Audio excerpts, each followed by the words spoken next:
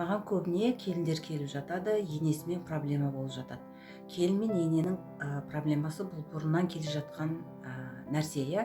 Енді бұл жерде екі жақты қарау керек.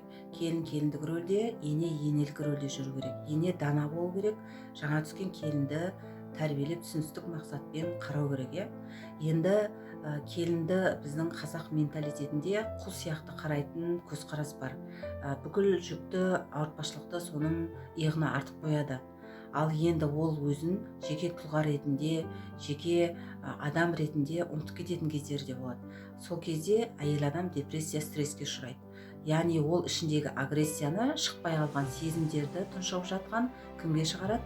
Енесіне немесе күйеуіне шығарады. Сондай жағдайлар болмау үшін өзіңізбен жұмыс жасағыңыз келсе, онда мені жеке қабылдауыма келіңіз, мен сізге көмектесемін. Сіздермен болған Гүлзира Әлбайқызы.